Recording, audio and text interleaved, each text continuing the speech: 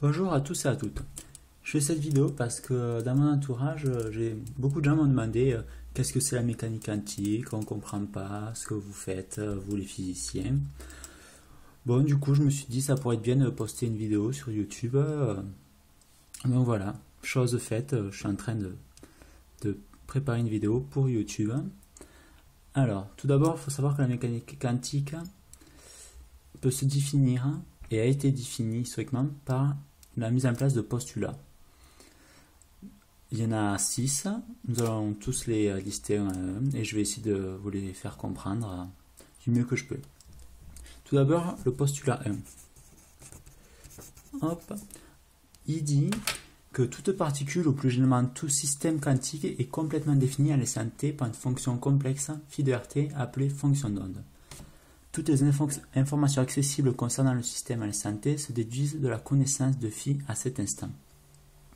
Bon, ben finalement, on pourrait dire que c'est phi, une fonction d'onde, qui est fonction de r et de t. Je rappelle, pour les gens qui n'ont pas fait beaucoup de mathématiques, une fonction f de x en fonction de x, c'est quelque chose comme ça, qui, pour une valeur de x, hop,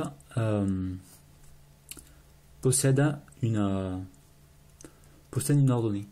Bon, il y a des règles pour les fonctions que je vais pas expliquer ici. Ce serait trop long, mais je pourrais le faire dans une autre vidéo si vous me le demandiez. Donc le premier postulat, il consiste à dire que finalement, la fonction d'onde, la fonction de r, c'est une variable de l'espace et de t, une variable du temps. Ensuite, le second postulat, 2, c'est que c'est ce qui nous permet de faire des mesures, d'appliquer la fonction d'onde à quelque chose de concret, c'est-à-dire que la densité de probabilité de présence de la particule au point R à l'instant t s'écrit P de R et de t égale phi étoile R t phi de R et de t. Donc voilà. Ces fonctions d'onde, si on multiplie phi étoile, c'est-à-dire, bon, pour ceux qui n'ont pas fait de maths, cette fonction peut être complexe, et prendre phi étoile, ça revient pour une fonction a plus ib à transformer a moins ib. Alors tout ça c'est du formalisme. Mais ça nous permet de construire des fonctions que quand on applique ce calcul-là, on a la densité de probabilité. C'est-à-dire sur un espace, hop, voilà, la densité de probabilité, elle est comme ça. Ici, pour une particule, on trouve une densité de probabilité comme ça, c'est-à-dire qu'elle a beaucoup de chances de se trouver ici et peu de chances de se trouver ici. Voilà, vu qu'on voit que la densité de probabilité est beaucoup plus grande ici que là. Voilà pour le deuxième postulat.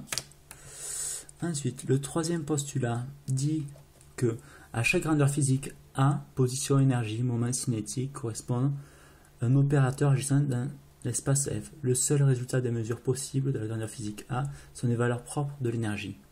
A, chapeau. Donc, une grandeur physique A correspond à un opérateur. Voilà. Dans l'espace F.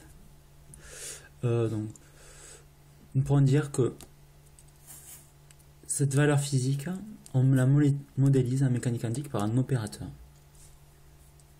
Cet opérateur, c'est un outil mathématique, rien de plus, qui permet, par ce postulat, c'est-à-dire, je ne vous ai pas défini ce qu'était un postulat, mais le postulat, c'est quelque chose qu'on pose sans démontrer.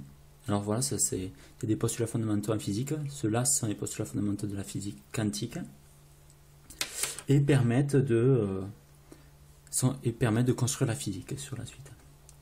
Alors, le postulat 4, soit un système est décrit par la fonction phi r de t égale Cn phi n de r n. Voilà. La probabilité que le résultat de la mesure de la grandeur physique A soit à l'instant t AP est CP de t au carré. Donc voilà, ça c'est une somme, c'est-à-dire on peut l'écrire, c'est une somme abstraite, c'est-à-dire elle peut commencer à 6, 0, plus, hop, et elle s'arrête à Cn phi n.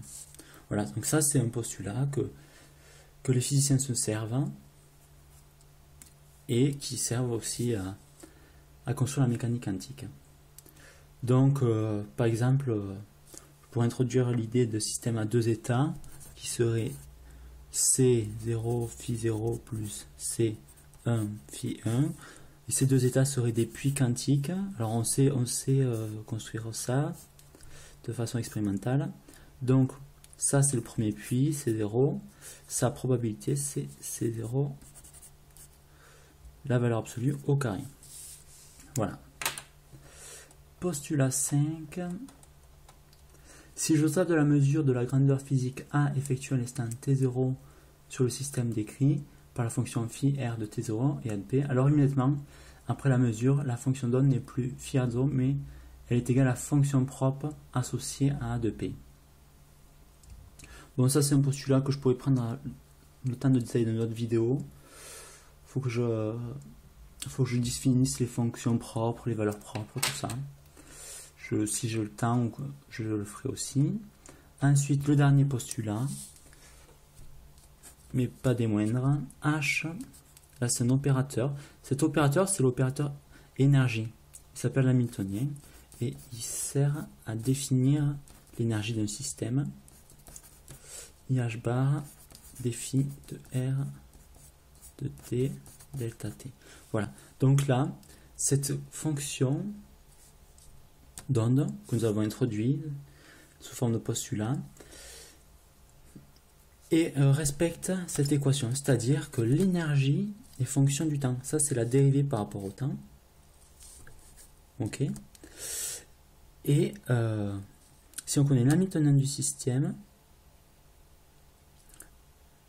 la fonction, on peut en déduire l'évolution de densité de probabilité par le postulat 1 qui est ici, et donc faire du déterminisme probabiliste, ce qui est la physique quantique quand nous travaillons avec des probabilités. Voilà, alors ces seuls postulats permettent de construire toute la physique quantique de laquelle je vais donner des applications concrètes pour